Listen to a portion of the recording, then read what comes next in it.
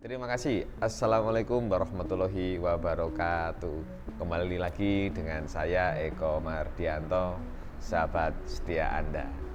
Teman-teman, kali ini kita akan membahas topik yang sangat menarik sekali. Apa topiknya kali ini? Kali ini kita akan membahas topik tentang negosiasi. Ya, negosiasi.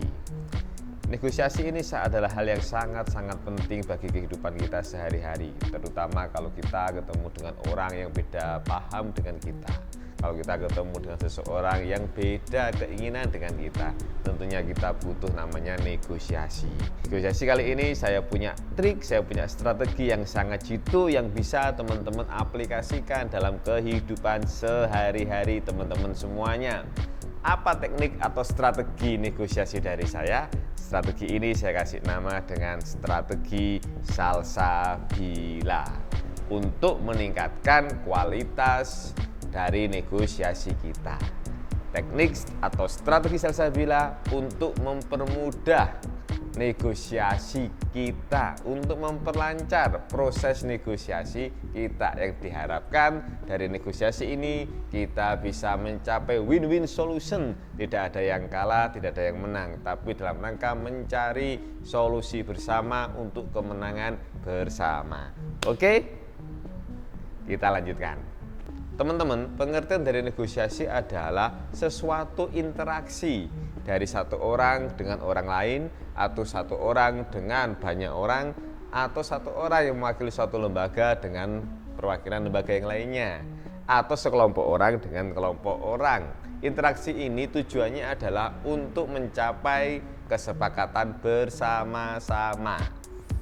Pengertian kedua adalah suatu negosiasi adalah suatu proses untuk mencari solusi bersama atau kesepakatan bersama di antara dua belah pihak yang memiliki kepentingan yang berbeda-beda atau memiliki keinginan yang berbeda-beda, sehingga dari hasil negosiasi ini muncullah kesepakatan bersama untuk memecahkan permasalahan yang ada.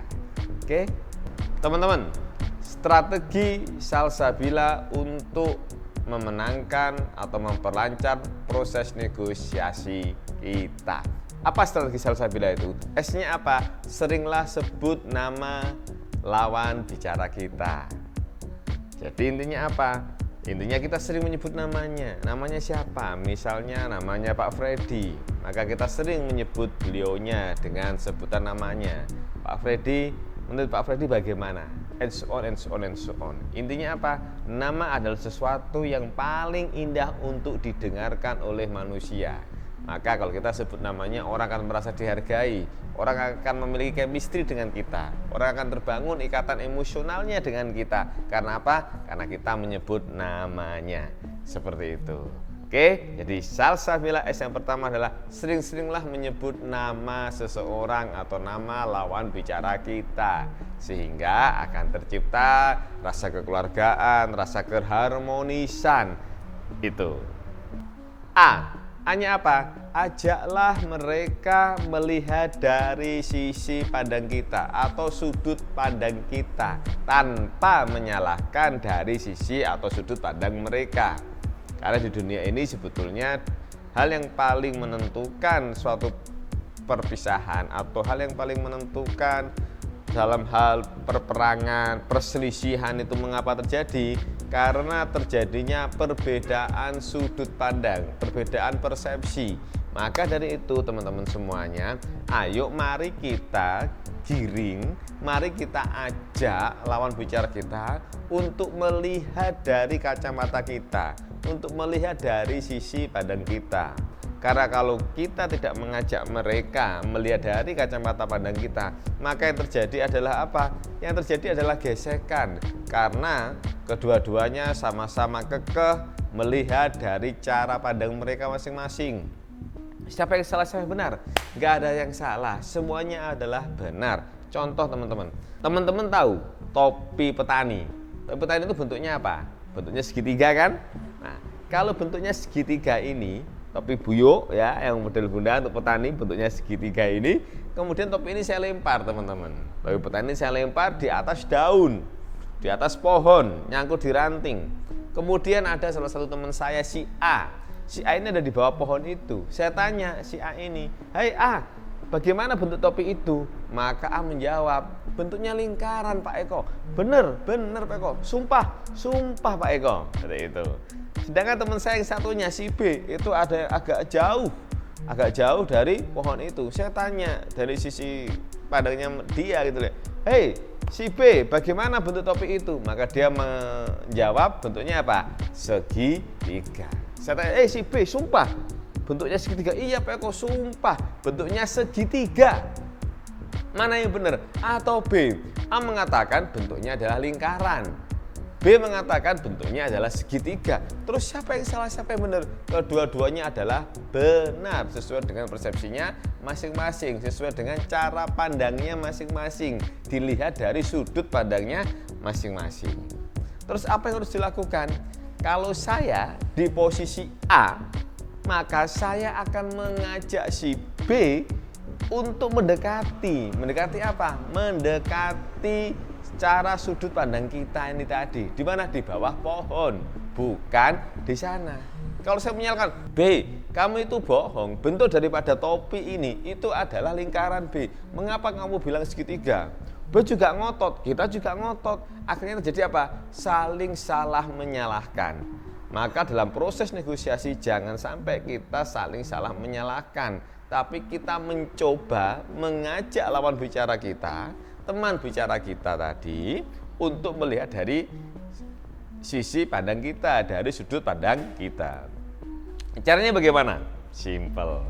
Caranya adalah, yang pertama, caranya adalah menghampiri si B.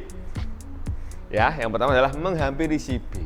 Kemudian ketika kita sudah menghampiri si B, maka kita mengajak si B untuk berjalan.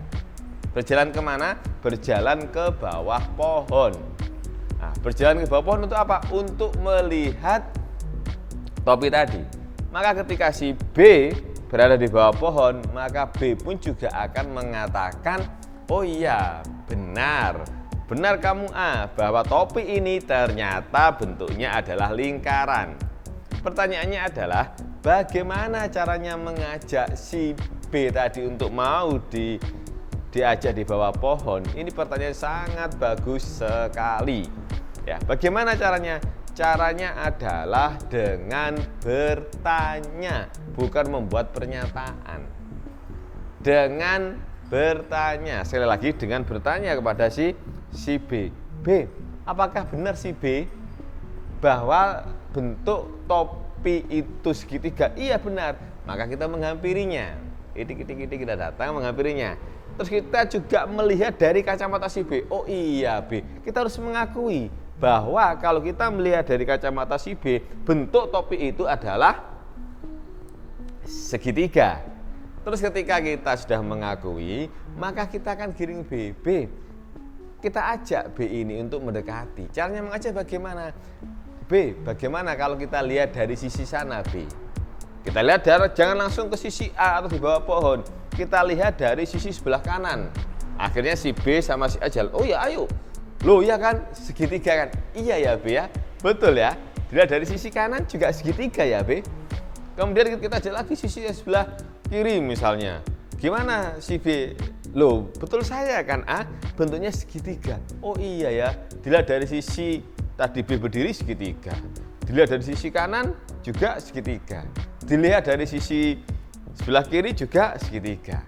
Kemudian kita akan ajak. Kalau B sudah mau diajak keliling-keliling dan memang bentuknya segitiga, maka kira-kira B mau nggak diajak melihat dari sisi bawah pohon? Pastinya akan mau. Itu namanya ilmu Tai Chi Master, seperti itu ya. Nah, kemudian B yang diajak dari bawah pohon, diajak melihat dari sudut pandang dari bawah pohon. Dari bawah pohon akan dilihat, gimana B kalau bentuknya B kalau dari sini? Bentuknya B akan menjawab bentuknya adalah lingkaran. "Iya ya, ternyata lingkaran ya dari sisi sini." Seperti itu. Ingat, dalam mengajak atau ketika kita di bawah pohon, jangan pernah kita membuat pernyataan. "Loh B, betul kan B, lingkaran B?" Maka B akan dengan segala argumentasinya, B juga akan menolak. Maka bertanyalah, "B, bagaimana bentuknya?" "Iya ya, bentuknya ternyata memang lingkaran." Seperti itu. Oke? Itu caranya. Jadi caranya adalah untuk mengajak B melihat dari sisi pandang kita atau sudut pandang kita atau persepsi dari sisi kita harus terjun dulu. Terjun dalam menjemput B tadi. Jangan menyuruh B ke sini atau memerintahkan B ke sini. Dan yang sering dilakukan dalam proses negosiasi seseorang, mengapa ini gagal? Karena mereka memerintahkan lawan bicaranya untuk melihat dari kacamata kita. Kadangkala kita sering memerintahkan, menyuruh orang lain untuk melihat dari kacamata pandang kita. Jangan pernah menyuruh atau memerintahkan.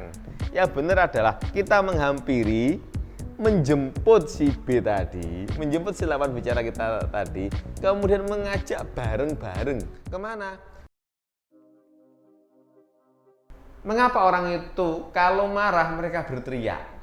Mengapa? Negosiasi itu nggak perlu dengan diucapkan, cuma kedipan mata, ting,